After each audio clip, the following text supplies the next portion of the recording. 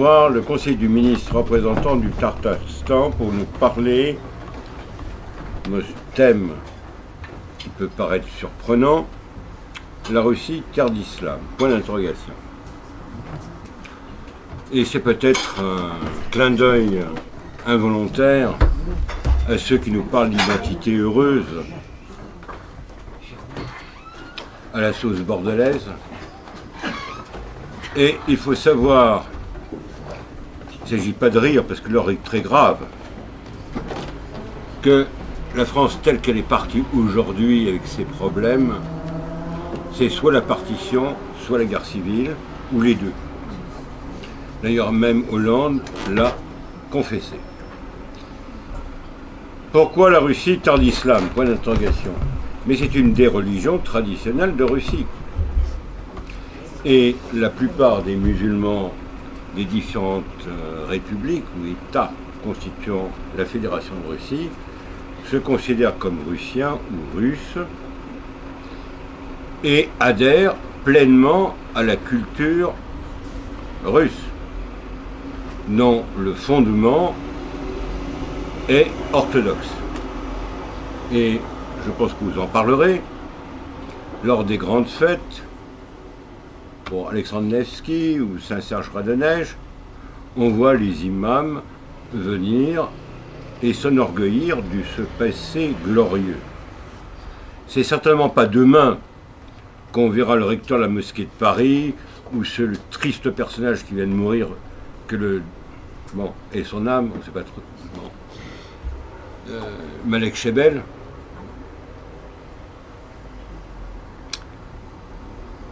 qui aurait dit que la France a des racines chrétiennes, qui se glorifie de Saint-Louis, de Charlemagne, ou de Blanche de Castille, j'en passe. Le problème est là, et on verra dans les années qui viennent, la question essentielle, ce sera le problème de l'identité. Soit on sera, comme le veut Soros et ses parangons, un peuple complètement métissé et vassalisé, soit, on ne sait pas trop quel miracle, on aura retrouvé notre fierté. Mais pour ça, ça demande un effort intellectuel et moral. Si la Russie a pu se redresser, c'est grâce à la colonne vertébrale que représente l'armée et l'Église. Malheureusement, en France ou dans les pays européens, les réactions à l'élection, par exemple, de Trump, peu importe le jugement qu'on peut porter sur le personnage, sont très symptomatiques. On voit aujourd'hui, on a une invasion qui est une forme de colonisation. Et dans quelques temps, ce sera en lien avec votre conférence, vous aurez M. Veliokias qui viendra parler de est-ce que la France est en voie d'islamisation et ce que l'on dit réellement dans les mosquées. Je pense que j'en ai assez dit. À vous, cher ami. Bien, je vous remercie, frère Thierry. Je remercie tout le cercle Aréopage pour cette invitation. Et donc, en effet, nous allons parler ce soir de l'islam en Russie. Est-ce que la Russie est une terre d'islam? Le titre peut paraître un petit peu ambigu ou choquant, mais justement, je suis là pour vous exposer quelle a été la place, quelle est la place aujourd'hui de la religion musulmane dans la Russie. Alors la Russie dont je vais parler, c'est la Russie dans ses frontières actuelles. Donc pas question de parler de l'Azerbaïdjan, du Kazakhstan et tout ça, c'est-à-dire les républiques soviétiques musulmanes. On ne les traite pas puisque le thème c'est la Russie. Donc ces pays sont devenus des pays étrangers, même s'il y a des relations toujours très étroites entre la Russie de Moscou et tous ces territoires perdus. Mais le thème c'est la Russie, donc on ne parlera pas de l'Ouzbékistan, de tout ça. Alors moi ce que j'ai envie de dire, c'est que on peut aborder l'islam russe, puisqu'il s'agit bien d'une religion russe, par le biais à la fois de la géographie et de l'histoire. La géographie, il y a deux zones dans la Russie actuelle qui sont à dominante musulmane. La Volga, avec le centre qui est Kazan, Tatarstan, et puis le Caucase. le Caucase avec les républiques du Daghestan, l'Ossétie et la Tchétchénie, et l'Ingouchie. Alors comment on en est arrivé là? Comment l'islam est arrivé en Russie? Ça s'est fait de manière très peu connue en Occident, parce que l'islam est arrivé en Russie sur des terres peuplées par des gens qui avaient des religions primitives. Et ça s'est fait avant que la Russie soit chrétienne. Je veux dire par là, on constate la présence de l'islam en Russie lors de la conquête du Daghestan par la conquête arabe. La conquête arabe qui est allée jusqu'au Maroc et en Espagne et jusqu'à Poitiers. Et bien là, en Daghestan, c'est en 728 que on dénote une présence musulmane permanente et pérenne. 728, c'est donc la conquête arabe, et c'est également des échanges avec l'empire khazar. Khazar, peu de gens connaissent cette entité historique et géographique. C'était un grand empire qui englobait toute la partie de la Russie, du sud de la Russie actuelle, l'Ukraine, une partie de la Pologne actuelle, et ça montait jusqu'à le nord de la Volga, le bassin nord de la Volga. Et il y a eu déjà des échanges, et donc à travers la Volga, l'islam a progressé vers le nord. Donc, cette progression, elle est notée par les historiens à compter de 922. Je rappelle que la christianisation de la Russie, c'est 988. Donc, on peut considérer que la première religion monothéiste structurée en Russie, avant la Russie kievienne et donc christianisée, c'est l'islam. Alors ça peut paraître bizarre, mais ce sont des faits. Alors, donc, quand on fait de l'histoire de la Russie, c'est toujours très difficile d'aborder des sujets aussi sensibles, parce qu'on a peu d'éléments, parce que les bolcheviks ont tout ravagé, les archives ont tout ravagé, ceux qui savaient ont été déportés, etc. etc. Et c'est toujours très difficile, et en plus, par-dessus, l'historiographie soviétique partisane a effacé la vraie tradition pour y substituer la propagande, pour déclarer que tout ce qui était religion était évidemment néfaste, etc. Donc, tout ça vous le connaissez, c'est pas la peine que je revienne là-dessus. Alors, quand je dis 988, christianisation de la Russie, c'est la Russie kievienne. Moscou n'existe pas. Mais Moscou n'est mentionné qu'en 1141. Donc on est vraiment dans la nouveauté. Par contre, Kazan, la capitale de l'actuelle République du Tatarstan, est centre névralgique de l'islam russe, de cette époque comme aujourd'hui, existe. C'est la fondation de Kazan. En 2005, on a célébré le millénaire de la fondation de la ville. Et donc, vous voyez, il y a une antériorité par rapport à ce qui est régulièrement exposé en matière d'histoire. C'est ça. Un grand événement se produit qui va encore asseoir l'islam, c'est la conquête mongole. Donc la conquête mongole, alors les Mongols de l'époque, c'est ce qu'on appelle aussi des Turcs, T-U-R-K, non pas des Turcs de Turquie, et n'ont pas grand-chose à voir avec les Mongols de Mongolie d'aujourd'hui. Ce sont des hordes de cavaliers redoutables, qui ravagent complètement toutes les principautés russes et qui s'installent durablement, qui installent un régime avec un État qui va durer 300 ans, auquel seront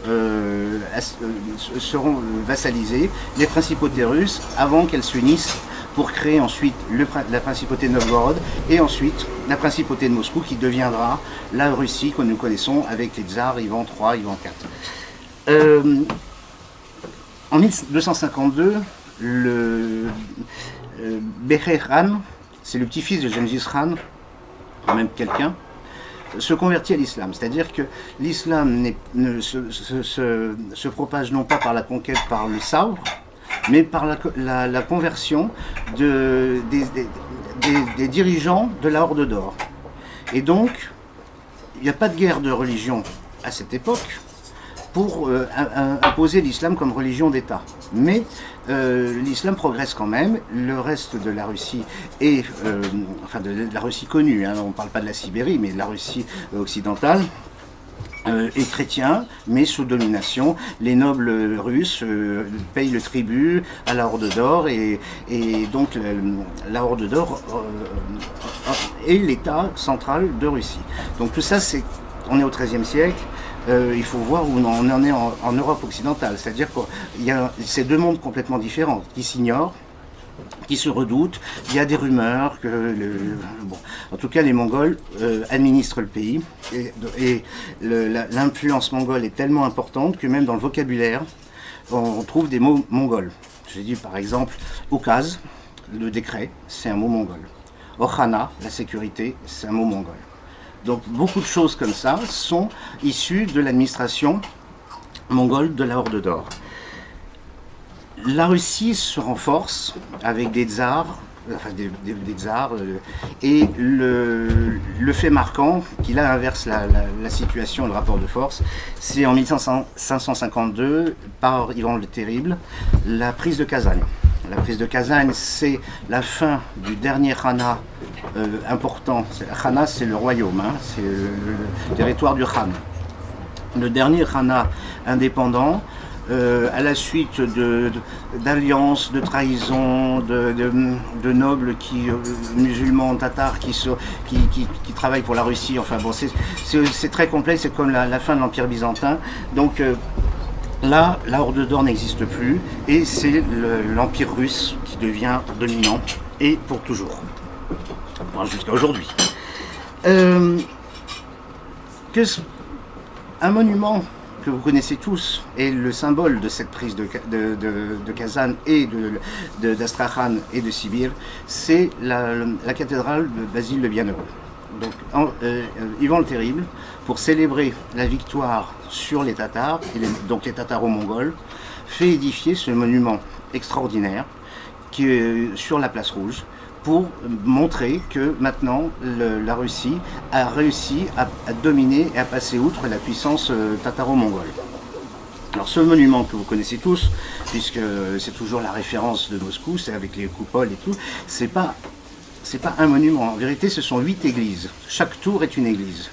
Et la plus haute, c'est celle qui représente le Khana de Kazan.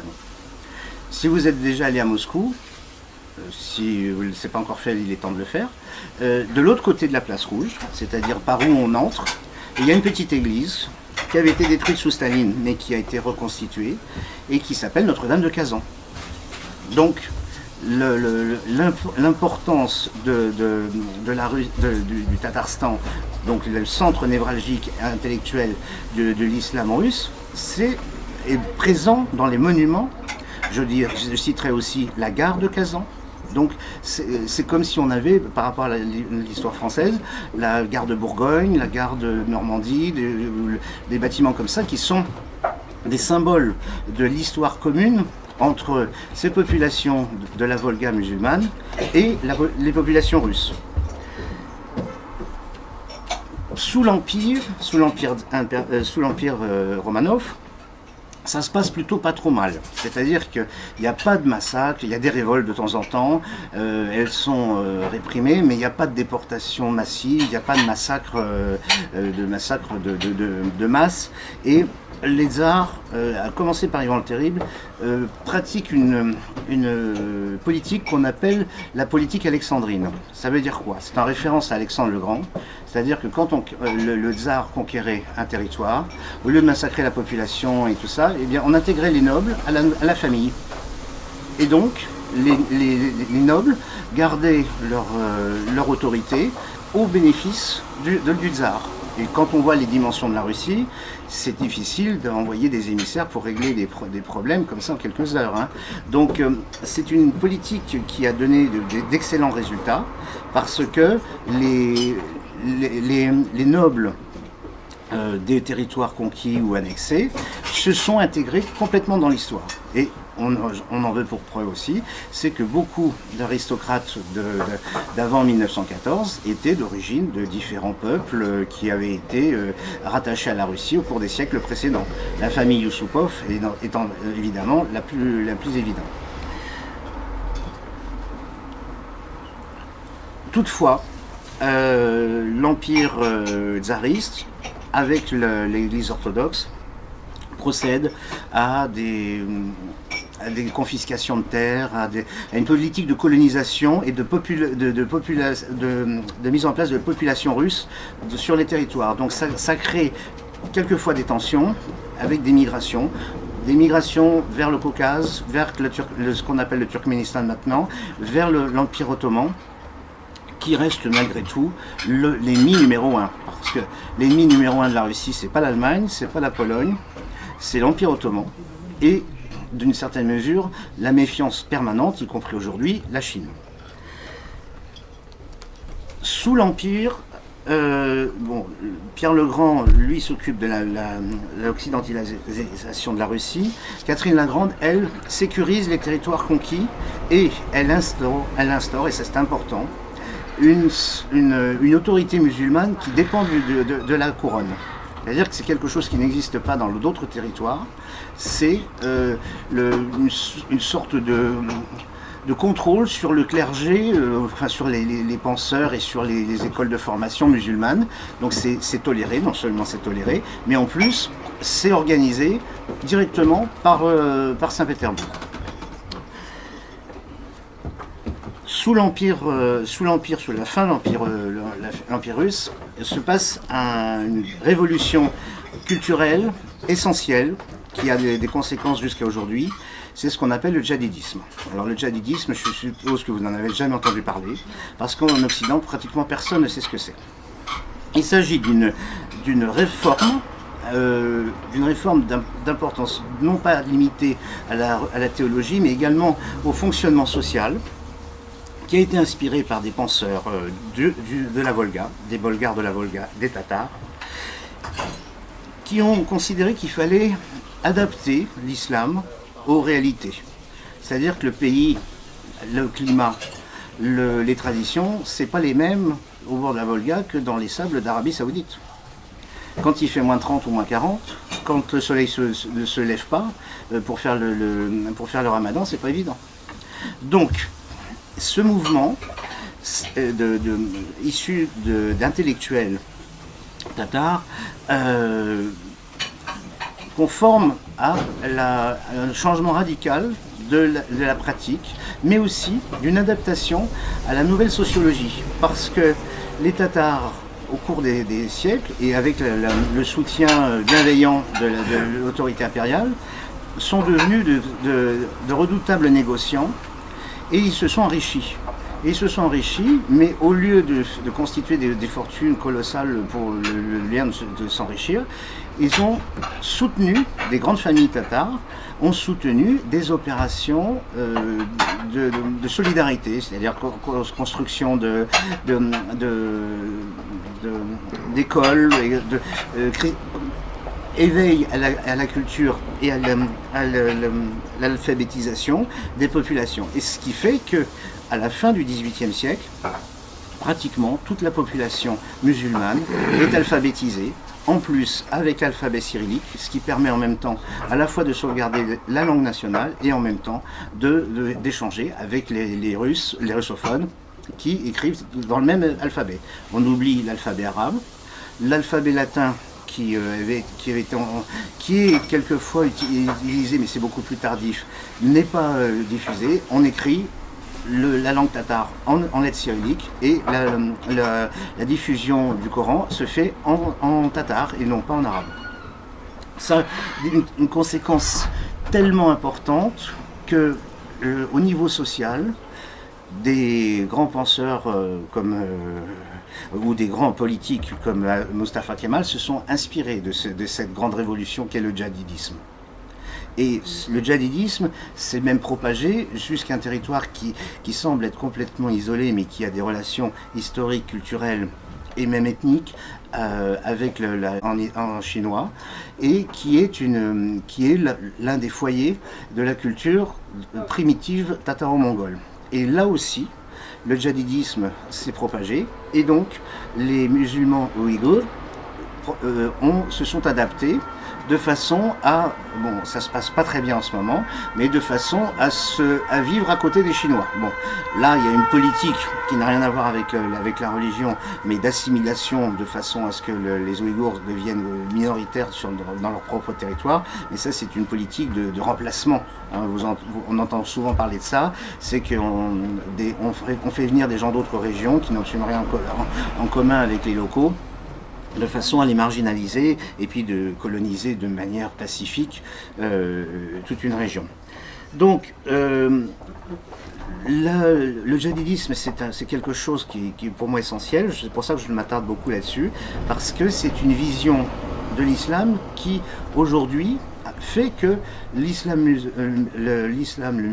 Russes musulmans, qui vivent sous cette forme d'appréciation de l'islam, sont un modèle de coexistence avec les orthodoxes et avec les autres religions. Il ne faut pas oublier que dans tout le territoire de la Russie, il n'y a pas que les orthodoxes et les musulmans, il y a aussi tout un tas de religions primitives, il y a aussi des juifs, il y a aussi des bouddhistes, des brahmanistes, enfin tout un tas de choses. Et donc, ça donne aujourd'hui, en 2016, une société complètement pacifiée, qui cohabitent de manière... Je parle de la Volga, hein, on parlera ensuite du Caucase, c'est tout à fait différent.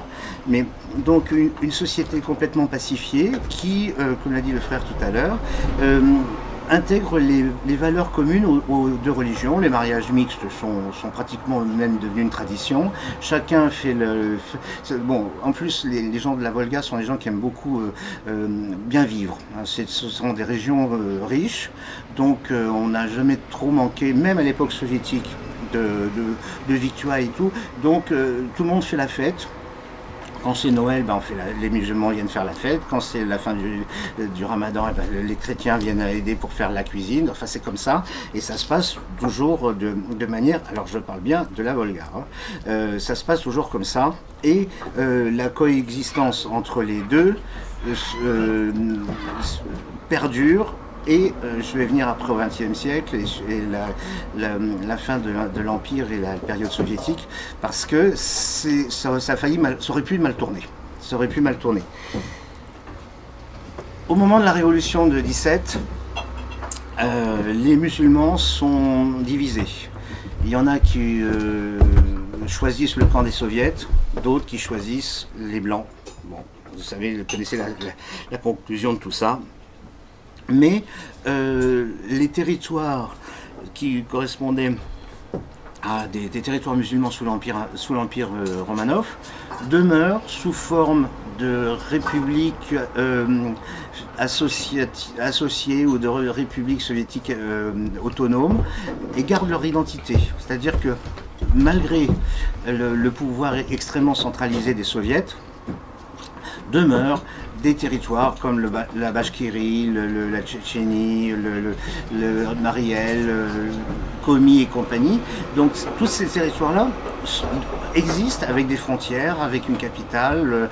Staline impose que chacun ait sa langue, ses traditions, etc. Donc malgré la pression et l'oppression des bolcheviks, toutes ces cultures-là demeurent. Et Staline s'en sert pour faire de la propagande, pour dire que l'URSS est le pays idéal où chacun peut faire sa vie comme il veut, qui peut pratiquer sa religion, qui peut pratiquer... Bon, évidemment, il n'en est rien. Hein. En 1937, le Soviet suprême décide de l'éradication de toutes les religions. Des milliers d'imams sont exécutés ou déportés, des milliers de mosquées sont détruites. Rien que sur les années 36-37, on détruit 25 000 mosquées. Vous voyez, donc il n'y a pas que Staline n'a pas fait dans le détail, il n'y a pas que les chrétiens orthodoxes qui ont subi la brutalité du régime bolchevique stalinien, tout le monde a souffert les mêmes choses, destruction, transformer les mosquées en porcheries, enfin toutes les subtilités que Staline était capable d'inventer pour pouvoir détruire, éradiquer toute forme de Parallèlement, parce que Staline, sachant qu'il est très difficile de détruire complètement une religion, il instaure des écoles de formation des imams contrôlées par l'État soviétique. C'est-à-dire qu'à la fois on détruit des mosquées, on tue les imams et puis les oulémas, mais en même temps on en forme d'autres qui sont bien sûr des agents de l'État. Bon, il en est de même dans toutes les formes de religion, c'est-à-dire que les juifs subissent le même sort, les orthodoxes c'est pareil, c'est soit le camp de rééducation, soit le séminaire organisé par les rouges. Donc tout le monde a le droit à ça, hein. Donc bon, malgré tout, alors il y a eu beaucoup de controverses là-dessus. Est-ce qu'il fallait collaborer avec les rouges? Est-ce qu'il fallait s'enfuir? Est-ce qu'il fallait laisser le terre libre? Bon, en ce qui concerne les musulmans, ils ont réussi à masquer, et ça c'est quelque chose qui m'avait beaucoup touché lors d'un séjour à Grozny, c'est qu'ils ont masqué la pratique, notamment avec les enfants, à travers de jeux. C'est-à-dire que des gestes, des attitudes et tout ça, c'était présenté comme des jeux alors qu'en vérité c'était des prières. Donc, ou le chant, c'est-à-dire qu'ils chantaient, mais en vérité c'était la liturgie. Donc, ils ont réussi à sauvegarder tout ça. Les Russes musulmans n'ont eu aucune aide de la part des États étrangers à l'époque, qui semblaient s'en moquer, ce qui n'est plus le cas aujourd'hui. Et donc ils se sont débrouillés tout seuls. Alors, les diasporas issus des territoires musulmans de Russie se sont débrouillés toutes seules, sans aucune aide, sans aucun soutien d'État extérieur, etc. Alors, je vous ai parlé beaucoup des Tatars. Les Tatars, comme ils sont éparpillés un peu partout, ils ont créé une diaspora extrêmement puissante et qui est toujours attachée à la terre d'origine. Comme l'a dit le frère, je suis le conseiller du ministre représentant de la République du Tatarstan ici à Paris. Mais je suis aussi également le secrétaire général d'une association qui s'appelle la Maison France-Tatarstan. Et nous regroupons, tant que faire se peut, les Tatars ou les gens d'origine tatare vivant en France. Cette structure existe dans tout le monde entier, c'est le Congrès mondial tatar, et au sein du gouvernement du Tatarstan à Kazan, il y a un ministre de la diaspora, c'est-à-dire que toutes les personnes qui sont tatars, émigrés ou d'origine, ont toujours un contact avec la terre d'origine. Et ça marche très bien, parce que c'est devenu un réseau mondial, extrêmement puissant. Les Tatars et les voisins bashkirs ont pénétré les rouages de l'État, même à l'époque soviétique, et être russe et musulman, ça n'interdit pas d'être président de la Douma, par exemple, ou d'être ministre. Donc il n'y a pas d'interdiction, il n'y a pas de méfiance. C'est-à-dire que monsieur Karimov, il peut être ministre de la Santé au même titre que monsieur Yudachin. Donc la période d'avant la Deuxième Guerre mondiale est extrêmement rude et difficile pour la vie des musulmans. La Seconde Guerre mondiale est encore un événement où là ça aurait pu basculer. Parce que à force d'avoir été opprimées, certaines populations voient dans Hitler une forme de possibilité de s'émanciper du pouvoir des soviets. Hitler essaye de retourner les prisonniers de guerre musulmans pour les intégrer dans des milices nazies chargées de combattre l'URSS. Et puis ça marche pas, parce que musulmans ou autres, ils sont russes d'abord. Donc ceux qui semblent rentrer dans le piège de Hitler font semblant de combattre du côté des nazis, mais se retournent après contre eux. Et nous avons eu ici, je suis en train de travailler là-dessus d'ailleurs, nous avons eu ici des soldats issus des républiques musulmanes de l'URSS qui ont été pris par les nazis, qui ont intégré des unités nazies, qui les ont quittés et qui ont rejoint la résistance française. Donc vous voyez, le sentiment d'appartenance à la Russie est bien supérieur, c'est ce qu'a dit en quelques mots le frère tout à l'heure, bien supérieur à l'appartenance à une communauté religieuse. Et ça marche toujours aujourd'hui. Parce que, comme je le disais, l'islam issu du djihadisme, c'est un islam très, comment dirais-je, très libéral. C'est-à-dire qu'il n'y a pas des histoires de tchador, de toutes ces choses-là, ça n'existe pas. Il y a un petit peu en Tchétchénie, mais ça je vais y venir après, parce que ça c'est vraiment les dernières années qui font une différence par rapport à l'ensemble de la présence musulmane dans l'histoire de la Russie. C'est un islam très décontracté. Le jeûne du Ramadan, bon, c'est pas pas extraordinairement important. Le pèlerinage à la Mecque, bon, les plages de Thaïlande c'est pas mal non plus. Donc à Kazan, on produit les meilleurs vodkas de Russie qui sont pas considérés comme des boissons halal. Donc, et on les consomme. Donc c'est un islam pour ceux qui ont visité la Yougoslavie d'avant la partition, c'est à peu près ça, c'est-à-dire c'est un islam très décontracté, on ne va pas à la mosquée tous les vendredis parce qu'on n'a pas le temps, parce qu'il y a un match de foot, parce qu'il y a des courses de chevaux, etc. Bon, donc bon.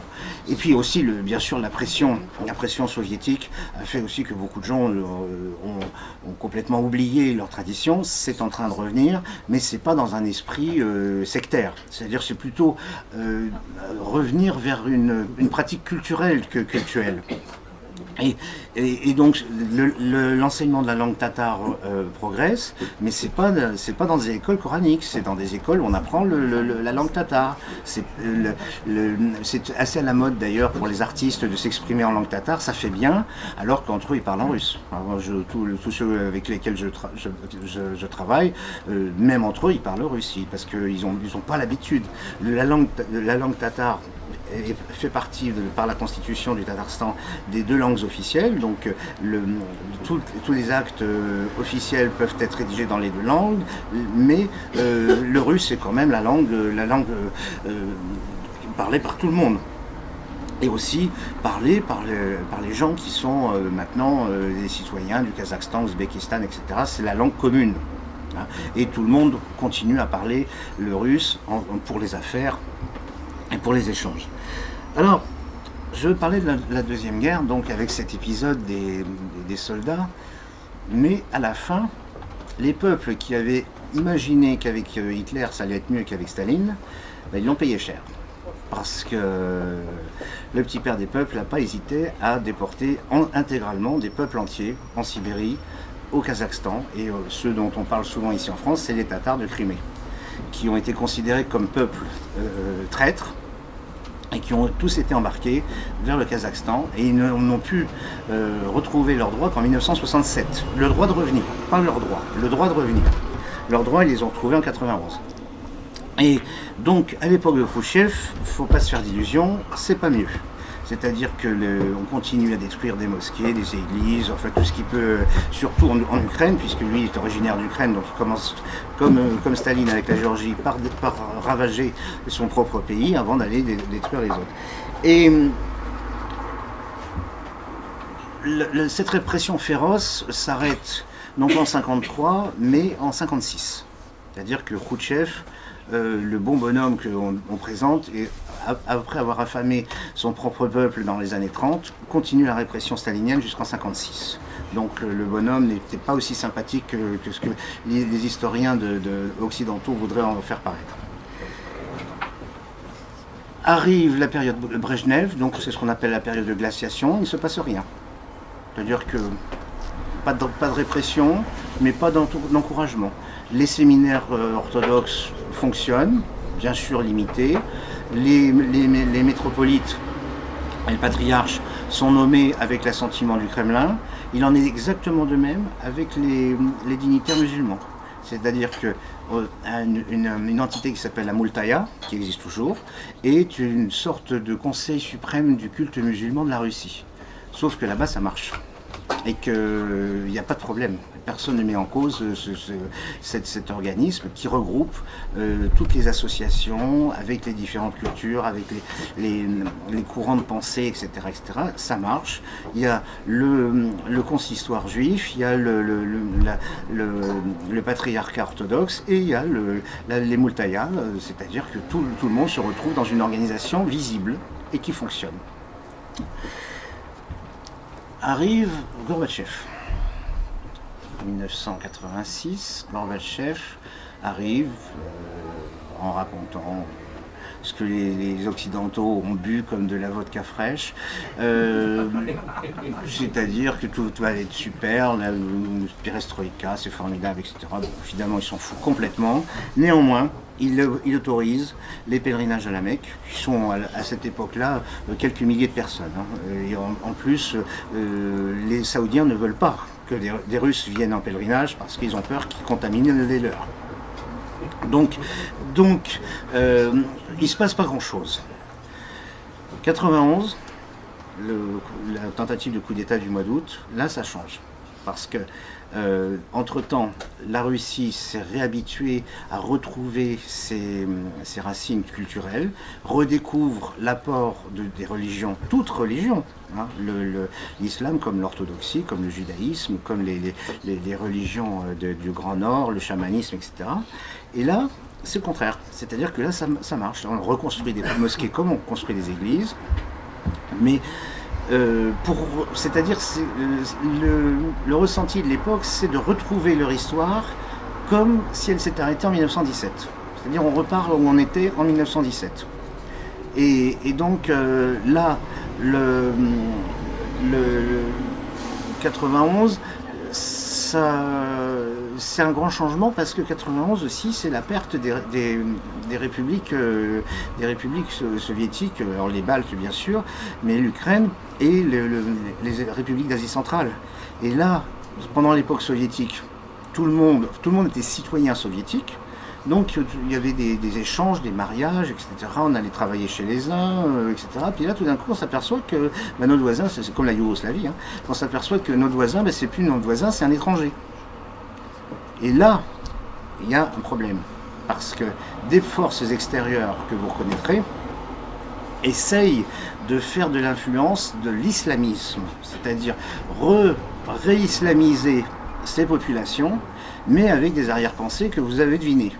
Et là, c'est la Tchétchénie, avec bien entendu des influences externes pour essayer de déstabiliser non seulement la Tchétchénie, mais l'ensemble du Caucase, et une activité universitaire, associative, turque, dans les anciennes républiques soviétiques. J'ai dit que j'en parlerai pas, mais pourquoi je le cite? C'est parce qu'ils essayent de faire la même chose dans les républiques musulmanes de la Volga. Et là, ça marche pas parce que les Turcs n'ont pas compris que les Tatars, les Bachkirs, les Oudmoutes et tout ça, ils veulent bien de l'argent des Turcs, mais ils n'ont pas envie du tout de vivre comme des Turcs. C'est-à-dire qui construisent des centres commerciaux parfaits, qui construisent des mosquées, mais le centre commercial avant. Donc il y a des relations qui sont logiques parce que les Turcs et les peuples de ces régions-là parlent une langue assez proche, la nourriture est la même, l'islam c'est l'islam sunnite, mais comme je l'ai dit, après avec le djihadisme, beaucoup plus décontracté et beaucoup plus original. Et donc les Turcs qui commencent à parler de tchador, barbe et tout ça, on dit oh là là, retournez chez vous, hein, parce qu'on ne veut pas de ça. Et donc, en Tchétchénie, qui est un territoire, le Caucase a été conquis beaucoup plus tard, et la Crimée, a été conquise aussi beaucoup plus tard, 1783. Donc c'est pas la même chose que sur la Volga. C'est un islam qui est plus proche de l'islam de ottoman. Et donc ça crée un problème parce que les forces obscures qui essayent de déstabiliser le Caucase essayent de dire puisque les Kazakhs, les Turkmènes, tout ça sont devenus indépendants, pourquoi pas vous? Hein, bien sûr, en disant les Géorgiens ils vont partir et puis les Arméniens on va les égouiller, ceux qu'on n'a pas réussi à éliminer en 1915 on va leur faire leur fête maintenant. Et ça a marché auprès de certains. Ça a marché auprès de certains. C'est pourquoi il ne faut pas oublier quand même que la Tchétchénie, c'est un territoire de montagne. Ce sont des tribus extrêmement belliqueuses. Hein. C'est pas des histoires de dire que les Tchétchènes sont les peuples les plus dangereux. Même Pouchkine lui-même en parle, c'est pour vous dire. Pourtant Pouchkine c'est pas un écrivain guerrier. Que les Tchétchènes c'est quand même, on dirait un peu comme des Basques. Vous voyez, c'est des gens des montagnes qui n'acceptent aucune autorité. Et d'ailleurs, dans certaines chroniques, on dit que les Turcs, quand ils ont été repoussés, certains officiers de l'armée ottomane avaient dit bon bah que les Russes se coltinent les Tchétchènes, nous on est tranquille. Donc c'est pas quelque chose. Mais à côté de la Tchétchénie, il y a d'autres républiques de population musulmane, il y a les Ossètes, il y a au Daghestan plusieurs ethnies qui sont également musulmanes, les Ingouches, qui n'ont pas cette volonté de s'émanciper, d'indépendance et tout ça, et ça donne l'affreuse tragédie de Beslan, dont personne n'a oublié la conclusion il y a maintenant 11 ans. Donc c'est pas la même chose. Sur les bords de la Volga, tout le monde était horrifié de ce qui se passait à Beslan. La prise d'otages dans le théâtre à Moscou, pareil. Donc tout ça, c'est des choses qui sont complètement, mais alors à l'inverse de la pratique et de la culture musulmane russe. Et donc, maintenant ça s'est calmé, la Tchétchénie a été pacifiée, et les Tchétchènes, beaucoup, donc comme tous les peuples de Russie, avaient essaimé dans tout le territoire, y compris à l'étranger, reviennent à Grozny parce que la ville a été reconstruite avec des normes modernes, et c'est une des villes les plus modernes de toute la région, avec bien entendu des équipements et tout ça qu'il n'y a pas ailleurs. Donc ça redevient une ville attractive. Et même si le président Kadyrov est un petit peu folklorique, il n'y a plus de massacres, il n'y a plus de voitures qui explosent, il n'y a plus tout ça. Donc on est revenu comme avant. Hein, Grozny, j'ai oublié de le dire, en russe ça veut dire terrible. Comme Yvan le terrible. Donc quand la capitale s'appelle terrible, c'est déjà pas mal. Hein. Bon, donc maintenant, la Tchétchénie, c'est clair, maintenant la situation est pacifiée.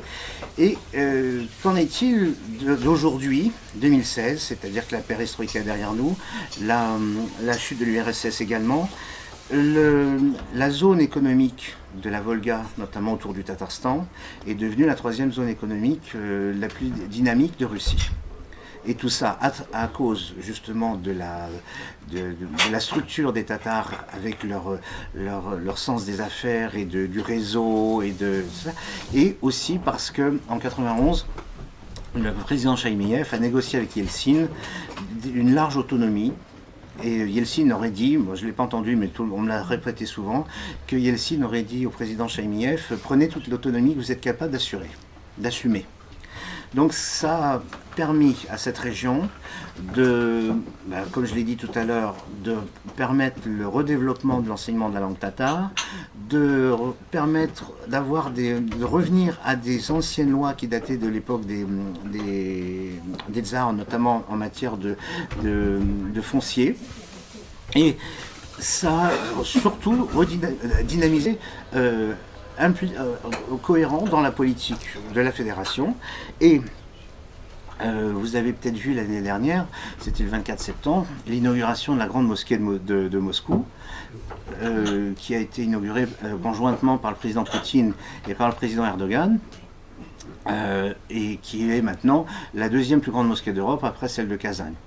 Et il y avait 900 000 personnes pour l'inauguration de cette mosquée, pas une seule personne bousculée, pas un blessé, rien du tout. Et ça se passe bien. Bon, il y a cette grande mosquée, bien sûr, où on retrouve bien sûr les Russes musulmans, mais aussi les gens issus des anciennes républiques soviétiques qui se sont installés en Russie ou qui viennent travailler en Russie, et puis les musulmans des autres pays, c'est-à-dire diplomates marocains ou résidents de sociétés turques, etc. Donc tout ça, ça se passe dans l'harmonie la plus totale. Et pour revenir au bord de la Volga, ça se passe tellement bien qu'à Kazan, il y a un Kremlin, comme à Moscou, et la cathédrale est à côté de la mosquée Koul Sharif, Et ça pose pas de problème. Et lorsque non seulement ça pose pas de problème, mais ça devient tellement important qu'on parle du modèle de Kazan. Et on en parle depuis 91. Parce qu'avant, ça existait aussi, cette cohabitation, puisque j'en parle depuis tout à l'heure, mais c'était pas vécu comme quelque chose d'essentiel. Alors que maintenant, c'est une vitrine. L'islam de Russie, l'islam de la Volga, ça devient un argument de propagande pour dire, voyez bien, que l'islam, c'est possible aussi avec les autres. Regardez comment on fait, nous, depuis 3 siècles. Et ça marche. Et là, j'ai été reçu par M. Chevènement qui revenait d'un voyage à Kazan. Comme j'avais dit à sa secrétaire avant qu'il parte, j'ai dit, vous savez madame, il va revenir enchanté. Ça n'a pas loupé, il a été complètement subjugué de voir comment ça se passait. Il a été reçu dans la même matinée par le métropolite et par le moufti. Le métropolite et le moufti de Kazan ont l'habitude de déjeuner ensemble dans le même restaurant, à la même table, et une fois par semaine, et de façon à ce que ça se voit bien. C'est-à-dire que c'est pas caché, c'est pas quelque chose de clandestin, c'est au contraire, on voit bien, on peut aller dans un restaurant, on voit, bah, tiens, à la table d'à côté, bah, c'est le moufti et le métropolite. Et quand il y a eu des idiots qui ont incendié, c'était il y a 3 ans, incendié une église orthodoxe qui était en construction, ce sont à l'appel d'ailleurs du moufti, ce sont les entreprises de construction tatars, musulmanes, qui ont offert les matériaux et le personnel sur leur propre fonds pour reconstruire la cathédrale, enfin l'église qui avait été endommagée. C'est-à-dire qu'ils ont payé, ils ont offert les matériaux, ils ont payé le personnel pour reconstruire l'église. Et un événement que je rappelais avec le frère tout à l'heure, lorsque le Vatican a restitué la copie de l'icône de Kazan, l'icône miraculeuse. C'était une initiative du défunt patriarche de Rome, Jean-Paul II, et qui voulait faire un bon geste. C'était effectivement très symbolique, mais il n'y avait pas eu de retour au niveau du patriarcat, notamment du patriarche Alexei, qui était de l'ancien système et qui n'était pas prêt à la discussion avec le patriarcat de Rome. Et lorsque l'icône est arrivée, eh bien, tout le peuple tatar était là, c'est-à-dire y compris les gens qui ne sont pas tatars, mais qui s'estiment tatars, parce que c'est un monument national qui revenait à la maison. Et donc, au premier rang, il y avait le président, il y avait bien sûr le patriarche, le métropolite de Kazan, et le grand moufti, le grand rabbin, toutes les autorités célébraient le retour d'un symbole de l'histoire de la parfaite coexistence au sein de la République du Tatarstan. Alors, il y a un dernier point que je vais aborder. C'est la Russie d'aujourd'hui, de 2016, vis-à-vis de Daesh, Al-Qaïda et tout ça. Alors c'est très clair, le président Poutine n'a pas du tout d'équivoque là-dessus. Tous ces gens-là sont des adversaires, ce sont des terroristes, ce sont des assassins, et il n'y a pas de cadeau à leur faire. Donc vous vous souvenez tous quand il avait dit que les terroristes, on irait les rechercher jusque dans les... Bon, bah, pour les autres c'est pareil. C'est-à-dire que si jamais ils tombent entre les mains des forces spéciales russes en Syrie ou en Irak, bah, ça risque d'être difficile.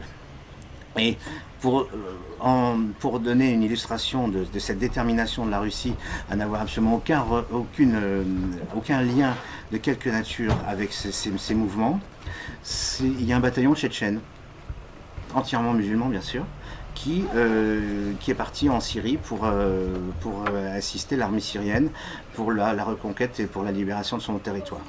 Et ce sont des volontaires, ce ne sont pas des types qui ont été envoyés par l'armée russe ou par un détachement tchétchène. Ce sont des volontaires qui se sont constitués volontaires pour éliminer des gens qui sont exactement le contraire de ce que les Russes musulmans vivent et veulent conserver comme mode de vie.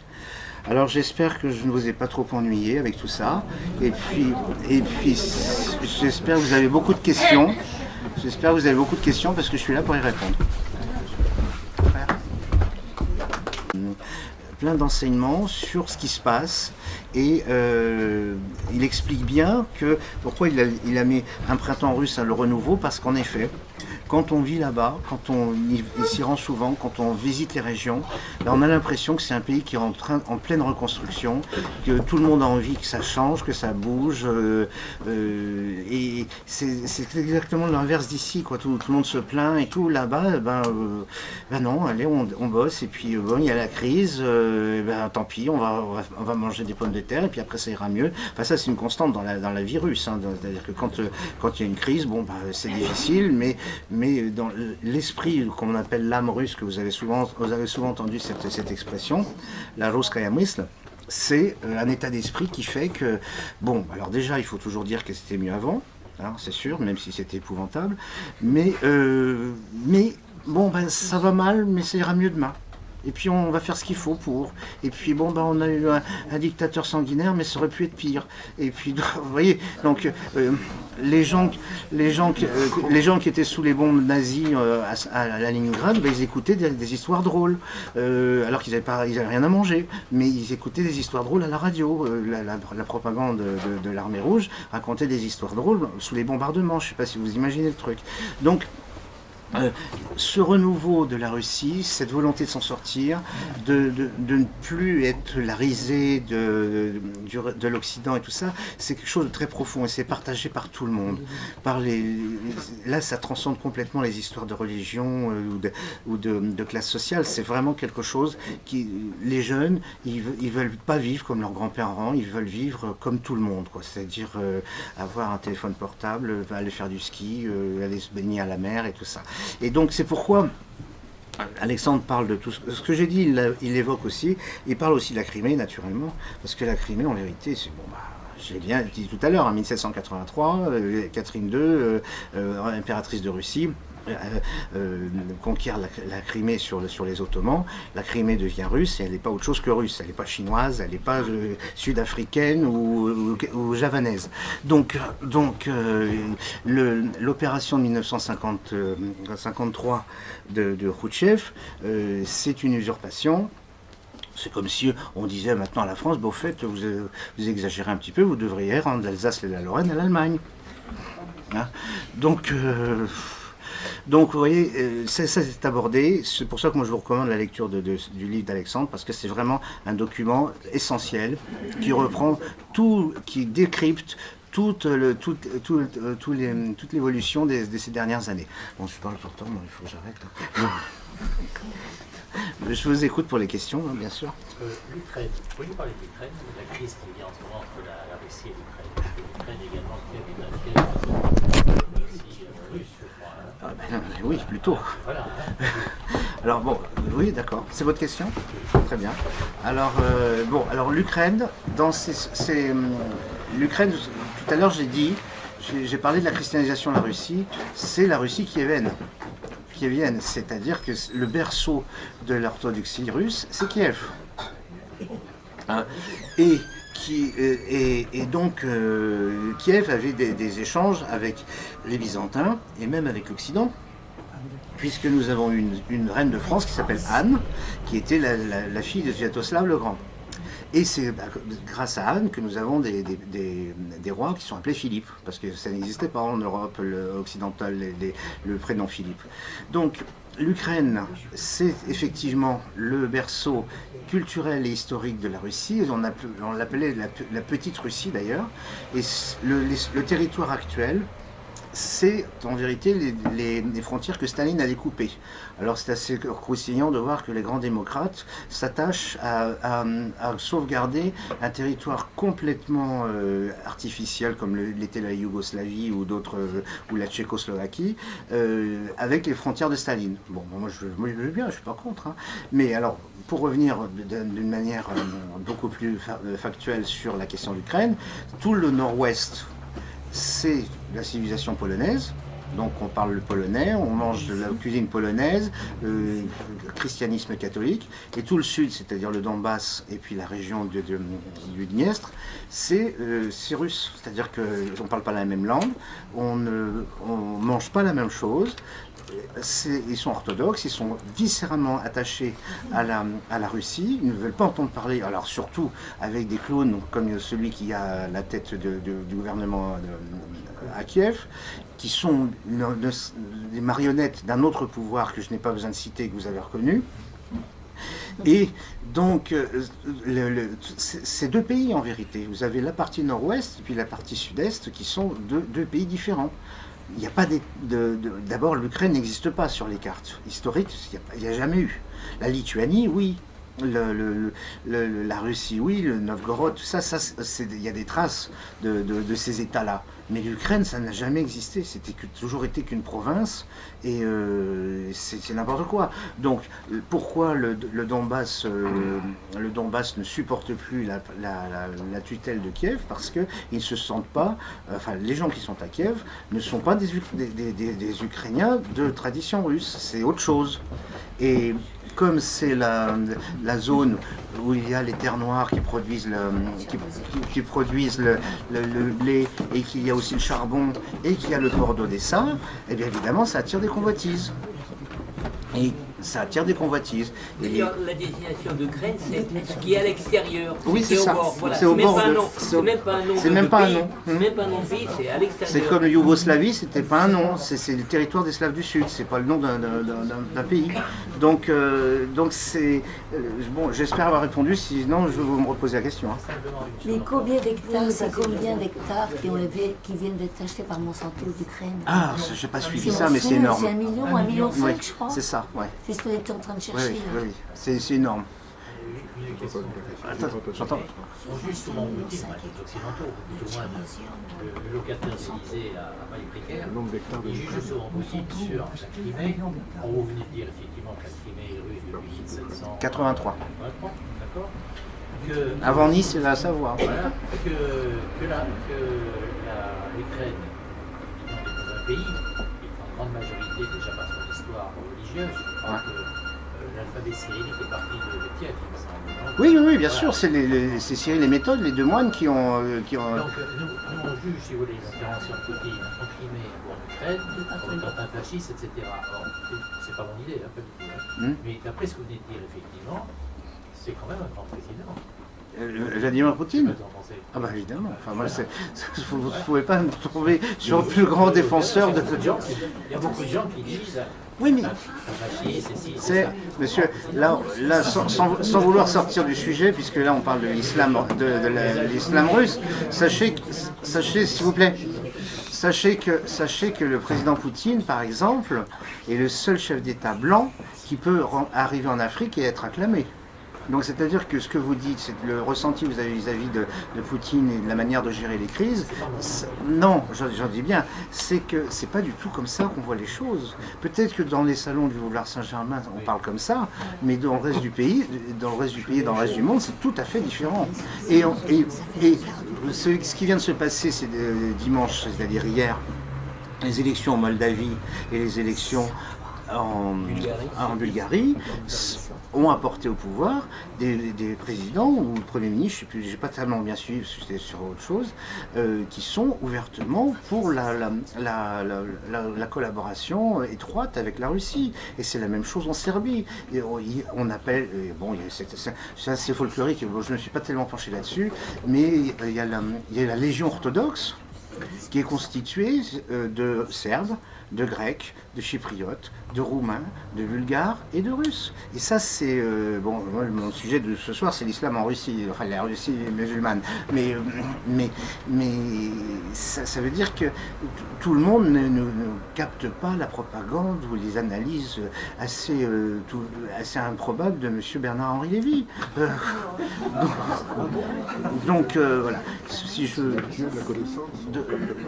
Oui, monsieur, je vous écoute. Vous avez parlé des Khazars, qu'en est-il exactement? Alors, les Khazars, l'Empire khazar, c'est quelque chose qui est très difficile à déterminer parce qu'il n'y a pratiquement plus d'archives et tout a été fait par les différents régimes, c'est-à-dire impérial et ensuite soviétique, pour oublier ça. C'est-à-dire que c'était un empire qui était ennemi des Russes, allié aux Byzantins de temps en temps, puis après c'était le contraire. C'est d'ailleurs l'empire khazar a été détruit par une alliance russo-byzantine. Alors, la particularité, parce que je pense que c'est ça le sens de votre question, c'est que c'était le premier État juif. Alors, donc, l'origine ethnique des Khazars, c'est très difficile à déterminer. D'autant plus que si il y a quelque chose qui est très complexe, c'est de faire de l'histoire de l'ancienne Russie. Parce que les historiens, quand vous avez 3 historiens qui parlent ensemble, vous avez 4 idées différentes. Donc, et avec bien sûr assurance, machin, c'est moi qui ai raison et compagnie. Bon, on manque de documents, on manque de données, mais l'Empire Khazar a été détruit à la fois par les Byzantins, par les tribus nomades qui venaient de Sibérie, et par la Rousse, la Grande Rousse, le Novgorod. Voilà. Monsieur. Oui, mais enfin, les Khazars, si j'ai bien compris ce que j'avais lu, les Khazars, c'est eux qui ont fondé la ville de Kiev. Et leur empire khazar cohabitait à l'époque du baptême de Vladimir. Donc comment ça a pu se passer tout ça? Parce qu'il y a eu des renversements d'alliances. Non mais à l'époque, l'empire khazar a duré pendant 5 siècles. Non, ça a duré même pas 3 siècles. Mais quand même, oui, mais quand même 3 siècles. Mais ils n'avaient pas un état structuré comme la Horde d'Or l'a eu. C'est-à-dire que c'est parti en petits morceaux, chacun a pris un morceau de son côté, avec des alliances, des trahisons, enfin c'est pire que les croisades. Alors, non, mais et en plus... Parce que c'est très obscur. Ah mais c'est sûr, et même les historiens soviétiques n'avaient pas accès à des archives parce qu'il n'y en a pas. Parce que... Ils ont quand même aidé la France dans les croisades et tout ça, ils cherchaient de comprendre. Non, moi j'avais vu ça. Oui. Ils ont pris tous ces comptes. Madame. Est-ce que la Horde d'Or était justement montée sur des chevaux de Turkane? Ah, alors ça c'est une légende aussi. Les chevaux existent. Ah bien sûr, Ils sont excellents. Évidemment, évidemment. Alors il y a plusieurs races, les Akalteke ou les Turkanes, comme vous dites. Ce sont des animaux. Ça fait les mêmes choses. Non, mais ce sont des. C'est pas des bien sûr, mais ce sont des animaux exceptionnels. Et des grandes lignées qui sont restées pures. Exactement. Mais effectivement, la qualité de ces chevaux a nourri tous les fantasmes, toutes les peurs, justement, des hordes tataro-mongoles, etc., etc. Et il faut dire que les Tatars, surtout ceux de cette époque, ils étaient assez turbulents et les peuples voisins en avaient quand même assez de les supporter parce qu'ils étaient vraiment très turbulents. Alors, donc que le tsar Ivan les calme un peu, ça a pacifié toute la région. Il y a une anecdote qu'on pourra remonter tout simplement au siècle dernier, c'est que quand toutes les principautés d'Europe venaient se réchauffer l'hiver à Monaco, on avait trouvé que les Russes étaient tellement voyants qu'on les avait mis au-dessus, à la turbie, et ne vit pas en sortir pour justement tous leurs excès de joie, de gaieté et de vie. Là, quand je dis que les Tatars étaient turbulents, c'est surtout qu'il y avait beaucoup de têtes qui roulaient par terre. Hein, parce que quand c'était pas de turbulent de la polissonnerie. Hein, non. D'autres questions là? Pardon? Non. Mais alors, à propos de l'Ukraine, en fin de compte, le fait que 10% du territoire ukrainien ait été acheté par Monsanto a permis une infiltration catastrophique en fin de compte par l'Amérique, qui dit toujours que son verrou pour empêcher la Russie de vivre, c'est l'Ukraine. Donc ils ont 10% dans le pays, c'est énorme. Bon, il y a plus que ça, puisque c'est le fils de Joe Biden qui était administrateur de la société de gaz. Donc plus... le gaz en plus. Voilà, donc non, mais la colonisation économique de l'Ukraine par les États-Unis et son allié polonais ne fait aucun doute. Mais ça change, parce que vous savez qu'à Washington, ça change aussi. Et donc... Oui, mais ce qui a été acheté est acheté. Oh, alors ça, ce qui a été acheté peut être pris. Mais monsieur, quand même, il faut quand même admettre une chose. Il y a quand même, disons, la province de Donetsk et puis de Lugansk. C'est comme la partie industrielle qui était une partie les plus riches aussi de l'Ukraine, je crois. Une partie industrielle. Oui, bien sûr. Alors, le Luhansk et Donetsk, oui, c'est bien sûr. Mais c'est justement ce qui était l'objet de la convoitise. C'était toutes les aciéries, mais plus le charbon. Mais l'Ukraine est riche aussi de son agriculture. Donc, elle était riche de son agriculture. Non, mais les Allemands déjà avaient commencé utilisaient cette terre qu'on appelle le Tchernosium. Tchernosium, oui. Ils avaient transporté cette terre en Allemagne. Alors, oui, mais vous savez, maintenant c'est parce que c'est possible. Maintenant, c'est possible. En Russie, c'est encore, ça débute. Maintenant, il est possible, en Biélorussie, ça marche bien, de louer des terres. Sur un contrat d'amphithéotique, donc on peut louer des terres et faire de l'agriculture sur place. Et moi je suis fervent partisan d'expliquer à nos agriculteurs qu'au lieu de pleurer et de se pendre dans leurs étables et de demander des subventions, eh bien qu'ils viennent en Russie, en Biélorussie, pour faire ce qu'ils savent faire, ce qu'ils savent bien faire, pour montrer sur place comment on fait de l'agriculture de qualité et non pas de la production pour la production. Parce que l'une des difficultés de la Russie, c'était ça, c'est qu'on produisait mais on ne savait pas transformer, etc. Bon, maintenant ça va mieux, mais les Français ont déjà un a priori favorable, enfin les Russes ont un a priori favorable, et dans la région de la Volga, qui est une région très riche. Alors j'ai parlé tout à l'heure du Tatarstan, qui est plutôt une région industrielle et haute technologie, tout ça. D'ailleurs le président vient pour parler de ça, c'est-à-dire qu'il y a une nouvelle ville qui s'appelle Innopolis, qui est une Silicon Valley de la Volga. Ça, c'est pas nous qui l'ai dit, c'est un journaliste qui a dit c'est la Silicon Valley de la Volga. Donc ça c'est la région industrielle avec les universités, etc. La Coupe du Monde de football en 2018, mais ça c'est anecdotique. Mais il y a aussi tout autour tout un bassin agricole qui n'est pas exploité ou qui n'est pas exploité avec des normes qui sont celles qui pourraient permettre de développer une économie non seulement originale, mais fondée autonomie, bien sûr. De toute façon, c'est simple. Le président Poutine a été très clair, et comme en général, quand il dit quelque chose, il est très convaincant, il a souhaité que, dans les plus brefs délais, la Russie soit complètement autonome en matière de nourriture et de produits agricoles. Bon, évidemment, il y a certaines productions, comme les ananas ou les bananes, ça va être difficile, quoique sous serre, ils sont capables de tout, mais qu'il est hors de question de dépenser des devises pour acheter de la nourriture. Ça, c'est plus possible. Alors, évidemment, les réponses... Alors, là-dedans, justement, la diplomatie musulmane dont je vous ai parlé est à l'œuvre. C'est-à-dire que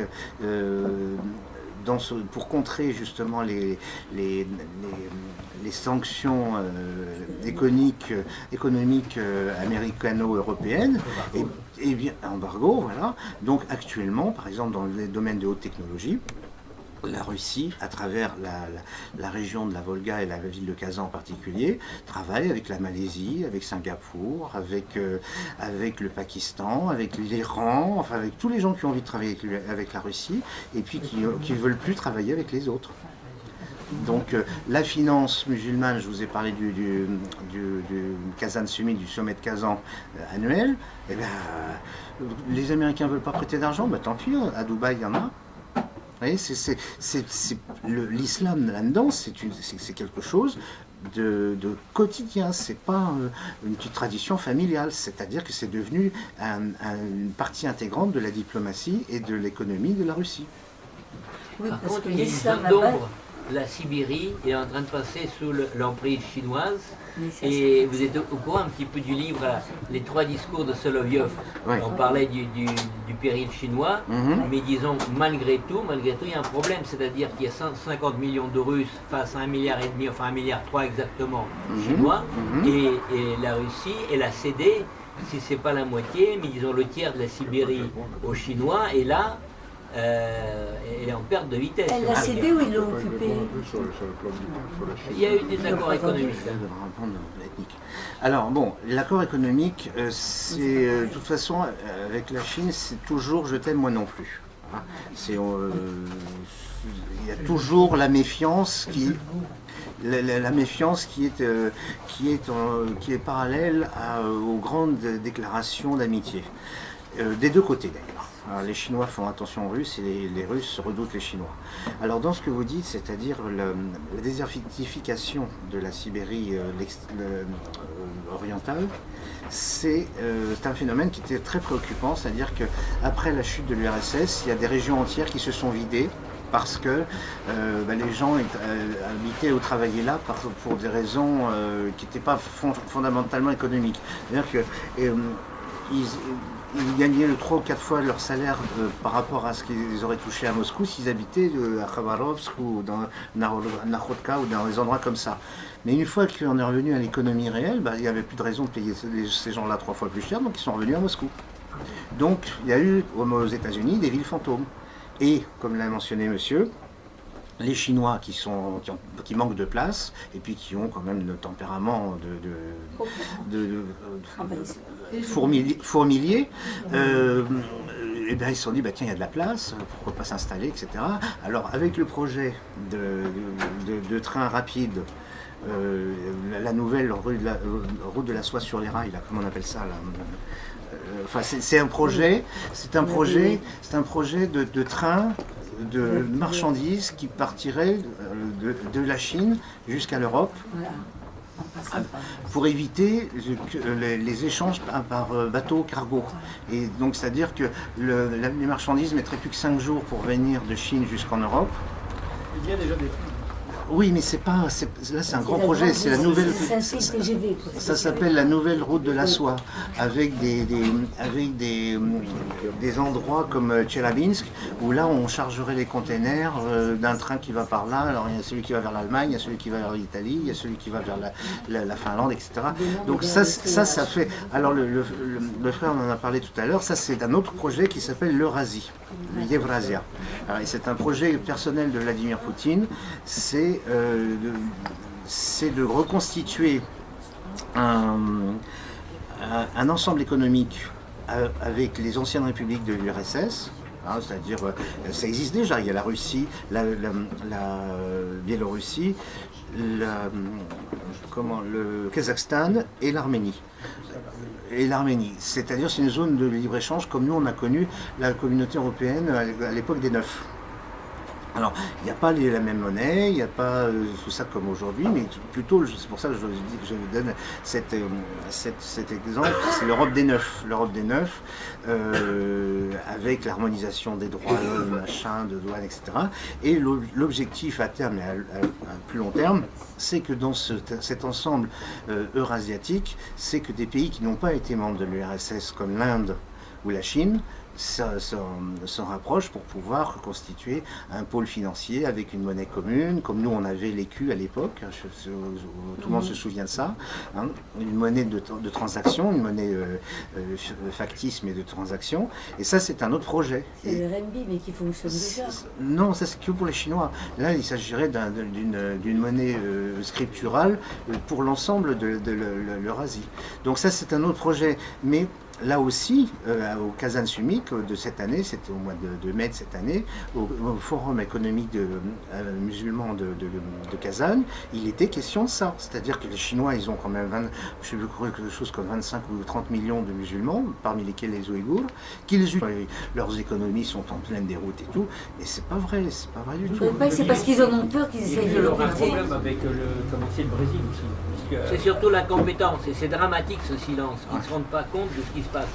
Mais ils le savent peut-être, mais le reste, vous ne voyez pas qu'ils le massent. Je suis économiste, et ce problème-là, on en parle en économie, on va dire, dans des cercles de chercheurs. Voilà, c'est ça.